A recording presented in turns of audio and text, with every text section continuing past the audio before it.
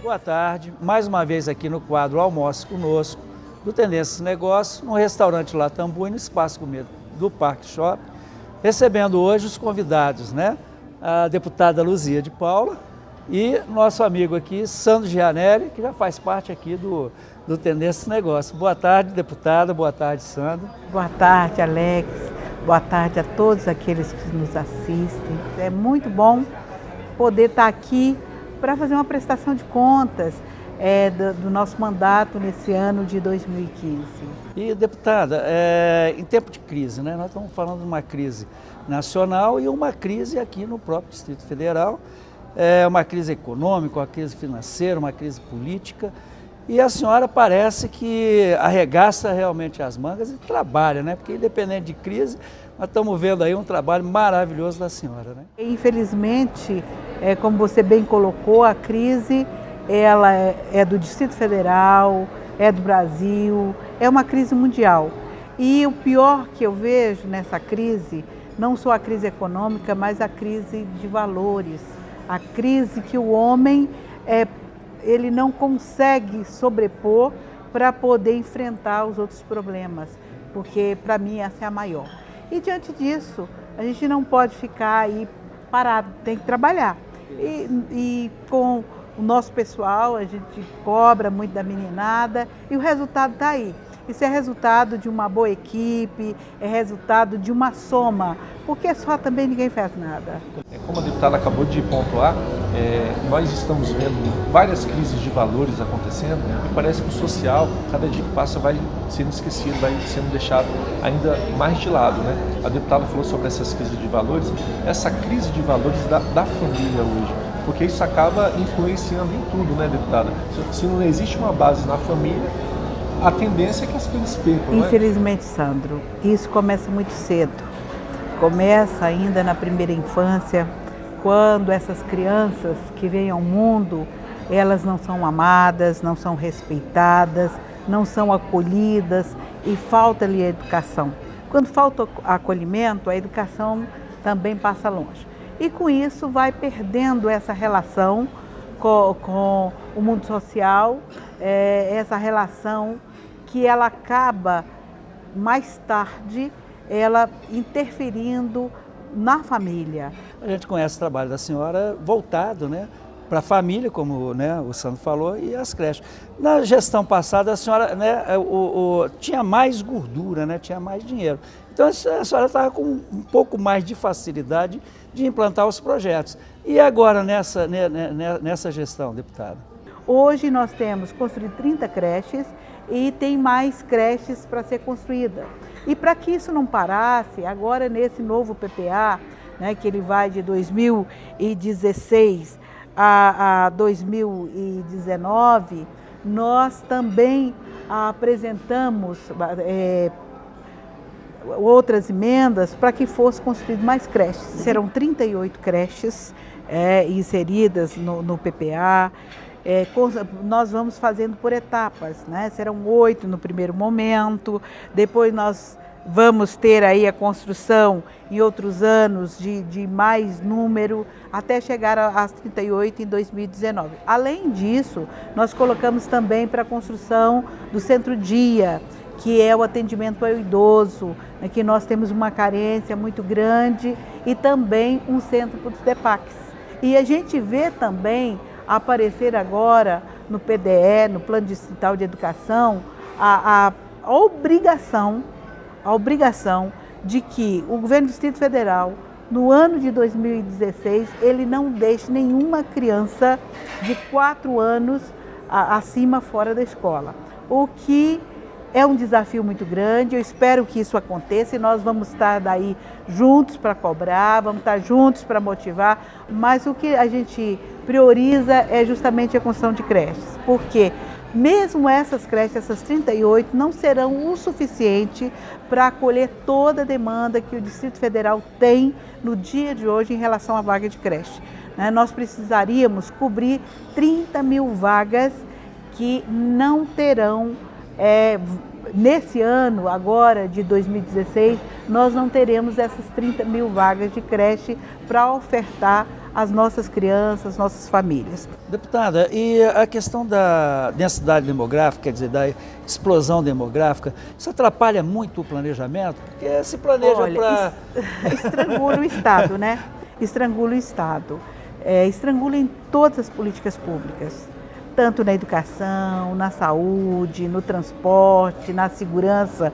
Brasília, ela prepara um transporte para acolher um número X de habitantes. E daí a 2 anos, ela vai ter que atender 3 vezes mais, 4 vezes mais, ou até muito mais que isso, de habitantes. Né? E a demanda do transporte, a demanda da educação, a demanda da saúde. Nós temos uma crise seríssima na saúde. Agora, essa crise não é só pela falta de recurso, essa crise é justamente por esse crescimento desordenado, esse crescimento acelerado que Brasília tem hoje. Sandro, a deputada é campeã de projeto de lei, né? Eu não diria campeã, né, Sandro? Eu diria que a gente tem um esforço muito grande para trabalhar, né? Nós apresentamos esse ano, só de projetos de lei, 76 projetos, nós apresentamos 5 projetos de lei complementar, apresentamos 15 propostas de emenda à lei orgânica, 2 projetos de decreto legislativo, apresentamos 5 projetos de resolução, 259 indicações, 26 moções, somando no total 511 proposições. Então, fala que o deputado não trabalha, né? Isso 511 nos mandatos que a senhora teve? Não, somente esse ano. Em 2015? Só 2015. Foi o resultado do nosso trabalho. Isso sem contar pela quantidade de matérias que passou pela nossa comissão, porque eu sou presidente da Comissão de Assuntos Sociais e quero ter uma oportunidade também de fazer essa prestação de contas, onde nós tivemos um número significativo de proposições que passaram, que foram aprovadas e que foram acolhidas na comissão. Então, costumo dizer que deputado não trabalha, né? Mas isso aí é osso do ofício, nós aceitamos esse desafio, mas é a cultura que é passada e é necessário que a própria Câmara Legislativa, e ela está fazendo isso, né? Quando ela faz a Câmara em movimento, quando ela leva a Câmara mais para perto do povo, as suas sessões solenes, as audiências públicas, ela começa a mostrar o seu papel e o seu trabalho. E começa também a ensinar à população que a Câmara é muito importante. Com todas as dificuldades, é a Câmara que faz com que as coisas aconteçam. Nada poderia acontecer de bem para a sociedade se a Câmara não tivesse ali com o seu olhar fiscalizatório, com o seu olhar solidário, e o papel dela é esse, né? É fiscalizar. Embora há uma grande confusão da população em relação à Câmara Legislativa. Eles confundem, acham que deputado vai tampar buraco, que deputado vai colocar linha de ônibus, que deputado vai construir escola. Então há essa confusão. O nosso papel é legislar e canalizar essas necessidades e cobrar para que elas sejam executadas. Sim, né? Porque vocês têm esse papel fiscalizador, mas tem esse papel também de fazer pressão, né? Porque se o governador não tapa o buraco, os deputados vão lá e perturbam, né?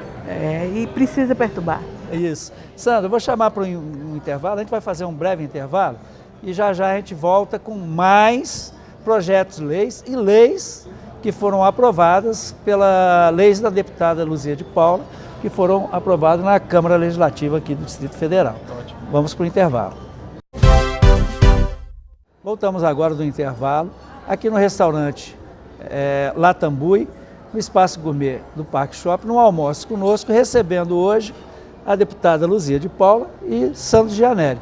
Deputada, nós estávamos, antes do intervalo, falando sobre a Câmara Legislativa e a senhora falando sobre o trabalho da Câmara Legislativa, né?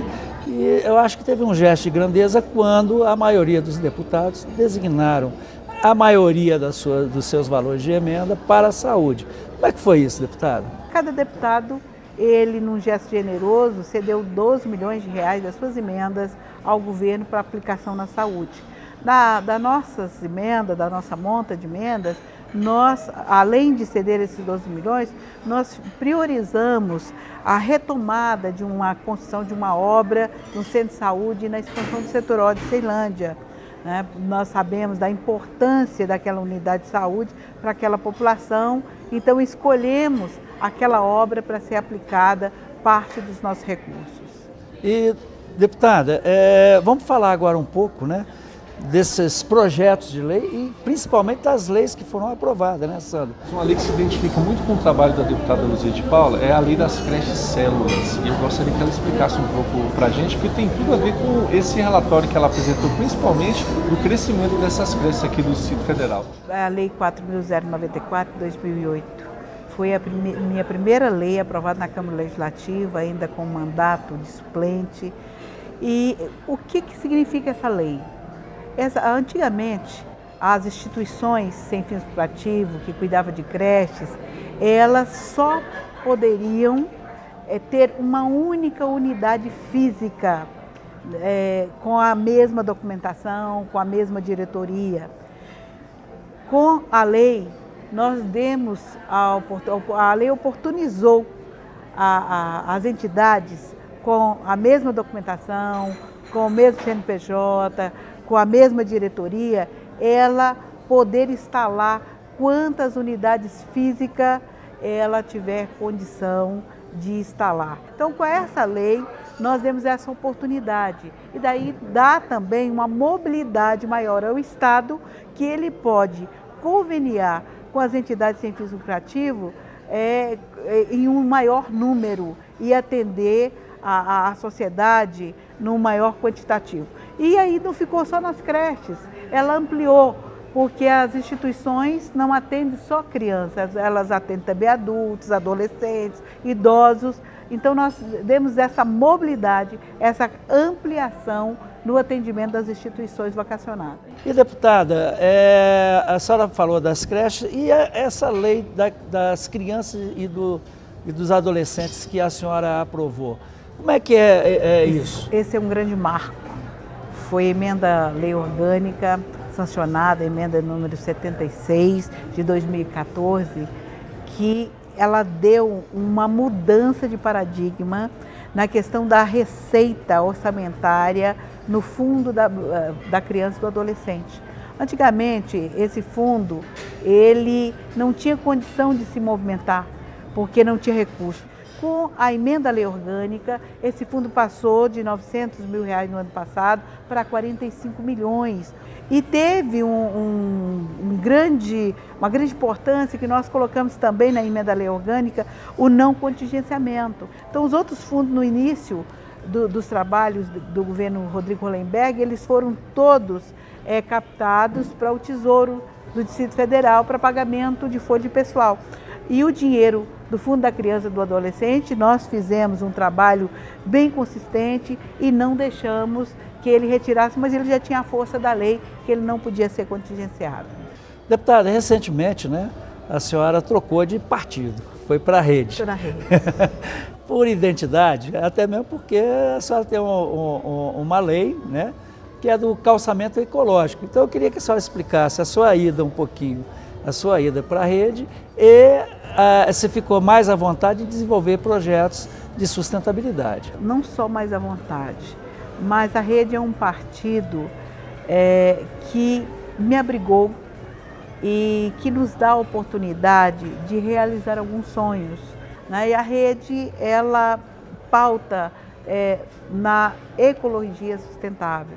Né? E daí nós tivemos também a oportunidade de, antes de estar na Rede, como você disse, da identidade, de aprovar uma lei, que foi a nossa Lei 4.059 de 2008, que foi o calçamento ecológico para os condomínios. Aquele espaço que não dava respiração à terra, né, ele tem... São aqueles bloquinhos, né, o deputado? Calçamento ecológico, o piso intertravado, são os bloquetes, os blocos, que é para, né, poder absorver. Para poder absorver.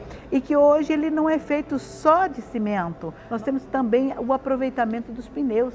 Nós temos algumas cidades que começam a fazer praças, com o aproveitamento do pneu reciclado, fazendo blocos ecológicos para calçar. Deputada, e como é que a senhora faz isso? A senhora vai andando, vai vendo os problemas, aí pensa assim, ó, isso não está certo, é muito eu vou fazer boa uma lei. a pergunta. As leis, elas são construídas a partir do anseio da própria sociedade, também com a pesquisa dentro das comunidades e da percepção, né, que nós temos das necessidades da sociedade, do meio ambiente, né, para que nós possamos viver melhor. Agora é muito importante, a gente tem construído muito, mas que a gente tenha assim a preocupação com a qualidade das leis e leis que realmente servem para alguma coisa. E a gente tem tido esse zelo de não só apresentar leis, mas apresentar leis que sirvam realmente para a população. A senhora tem também algumas leis voltadas para as novas mídias, né? Hoje a gente está acompanhando muito essas questões das redes sociais, mas outros tipos de jornalismo, de formatos de imprensa têm surgido. Queria que a senhora comentasse um pouco. Inclusive até, deputada, eu faço eco as palavras do Sandro, porque nós temos, né, nossos veículos de comunicação são pequenos, Muito né? obrigada. Agora, e vamos fazer valer essa lei. Vamos fazer valer, mas a lei está aí, né? Mas também uma emenda à lei orgânica, a emenda número 74 de 2014. Até bem pouco tempo, nós tínhamos isso, se nós voltarmos ao tempo, vocês vão ver que 2 décadas atrás, a mídia de internet ela era inexistente. E então não havia nenhuma necessidade de cobertura do Estado para apoiar esses profissionais. Isso sem contar com a contribuição social, porque tanto a mídia de internet quanto a mídia alternativa, como era chamada até bem pouco tempo, quando nós apresentamos o projeto, elas prestam um serviço muito mais rápido, muito mais eficaz à população e chega onde a grande mídia não chega.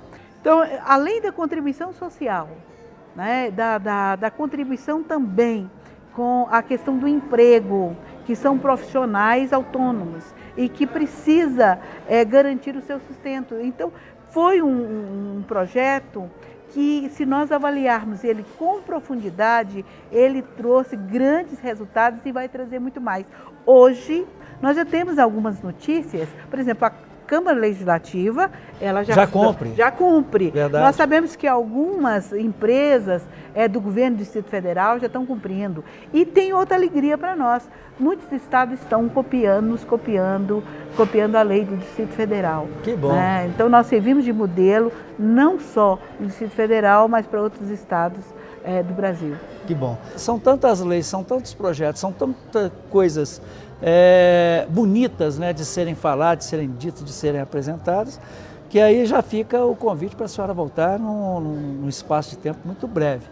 Mas eu gostaria que a senhora, né, passasse uma mensagem. Estamos chegando agora no Natal e pelo menos assim, né, a senhora, dentro desse otimismo da senhora, pudesse passar uma mensagem onde a gente sentisse a nossa autoestima pudesse aumentar. Obrigada. Será uma honra para mim poder estar aqui novamente, mostrar um pouco daquilo que nós estamos aí propondo e buscando para defender aqueles que nos deram a oportunidade de estar no mandato. Mandato é uma passagem e que seja um Natal pautado na sustentabilidade, porque nós temos que ter hoje uma consciência de nós mesmos para que nós possamos ser felizes. Obrigado, deputado. Obrigado, Sandro. Obrigado pela audiência e até o próximo domingo.